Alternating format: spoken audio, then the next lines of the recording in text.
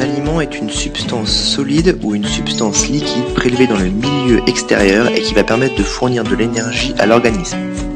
Il est composé de plusieurs molécules simples et complexes, donc monomères, dimères, polymères, ainsi que de substances minérales. C'est une substance simple, donc un monomère, qui pourra être absorbé par le tube digestif et qui va être utilisé par nos cellules pour fournir de l'énergie. Donc les aliments sont constitués de nutriments et pour que ces derniers puissent être utilisés par nos cellules, il est nécessaire que se déroule la digestion. On classe les aliments dans 7 catégories selon la pyramide alimentaire. La première catégorie la plus importante sont les boissons.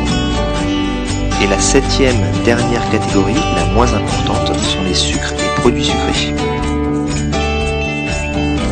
Il est important de retenir que la proportion d'eau dans le corps varie selon l'âge. Retenez qu'à l'âge adulte, on a environ 60% d'eau dans le corps. Cette proportion d'eau dans le corps varie régulièrement par les pertes, qui sont de 3 sortes. Par les excrétions, urine et sel, par la respiration et par la transpiration. Ces pertes sont compensées par les gains quotidiens. Les boissons, dans un premier temps, il est conseillé de boire environ 1,5 litre d'eau par jour, mais également par l'alimentation, certains produits peuvent apporter de l'eau. Un monomère est une toute petite molécule, une unité de base qui pourrait être présente dans des molécules plus grandes, comme les dimères ou les polymères. Un dimère est l'association de 2 monomères, donc de 2 petites molécules, liées entre elles par une liaison chimique. Enfin, un polymère est un assemblage de plusieurs monomères, donc de plusieurs petites molécules, liées entre elles par des liaisons chimiques. Si on prend l'exemple de cette molécule qui est ici très schématique, chaque rond bleu représente une petite molécule, donc un monomère, et chaque trait noir représente une liaison chimique. Ainsi, dans cette grande molécule, le petit rond bleu représente une petite molécule, donc en fait un monomère. Cet autre petit rond bleu représente également un monomère. Celui-ci aussi et tous les autres qui suivent. Donc en fait, chaque petit rond bleu forme un monomère, une petite molécule, et ici, ils sont associés entre eux pour former une molécule plus grande, un polymère. Cette grande molécule entourée est donc un polymère. Qu'en est-il des dimères? Eh bien c'est l'association de 2 monomères, donc de 2 petites molécules. Ce qui est entouré en rouge ici est un dimère. Et ce qu'on voit entouré ici est aussi un dimère, etc., etc. Si on prend l'exemple d'une molécule concrète, le glycogène qui fait partie de la famille des glucides, on peut voir que c'est une grande molécule, donc en fait c'est un polymère. Chaque petit rond noir représente un monomère, une toute petite molécule, et chaque trait noir représente une liaison chimique. Chaque petit rond noir est en fait un glucose, donc le glucose est un monomère. Le glycogène est un assemblage de glucose. Voici une seule molécule de glucose, donc le monomère, qui est la fameuse petite boule noire que vous avez vue sur la molécule de glycogène. Ici, elle est détaillée. Mais on peut également dire que le glycogène est constitué de dimères si on associe 2 molécules ensemble. C'est également vrai. Si on zoome sur les 2 petites molécules entourées dans la molécule de glycogène, on tombe sur celle-ci, qui est le maltose.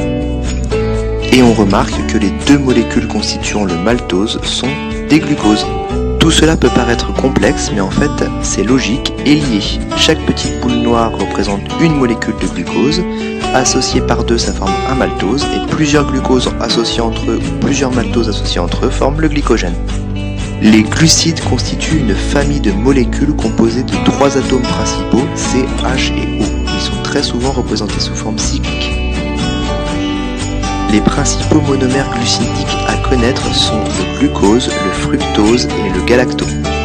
Les principaux dimères glucidiques à connaître sont le maltose, le saccharose et le lactose.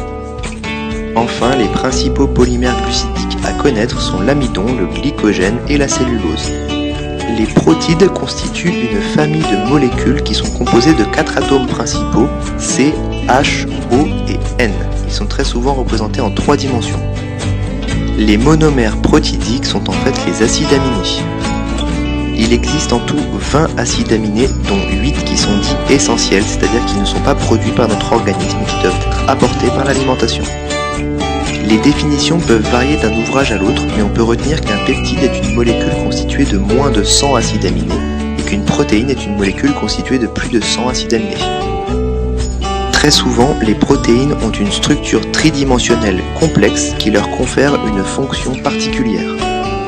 Enfin, les lipides constituent une famille de molécules composées des atomes C, H et O. Ils sont très souvent représentés sous forme de longues chaînes carbonées. Ainsi, les acides gras sont des molécules de lipides. Ils sont constitués d'une fonction acide carboxylique et d'une longue chaîne carbonée. Ces acides gras peuvent être saturés, c'est-à-dire qu'ils ne posséderont pas de double liaison carbone, ou ils peuvent être insaturés, c'est-à-dire qu'ils posséderont au moins une double liaison carbone. Les triglycérides font partie de la famille des lipides. Ce sont de grosses molécules constituées de 3 acides gras associés entre eux par une molécule de glycérol. Enfin, dans la famille des lipides, il y a la molécule de cholestérol qui est prélevée dans l'alimentation mais qui peut également être produite par l'organisme.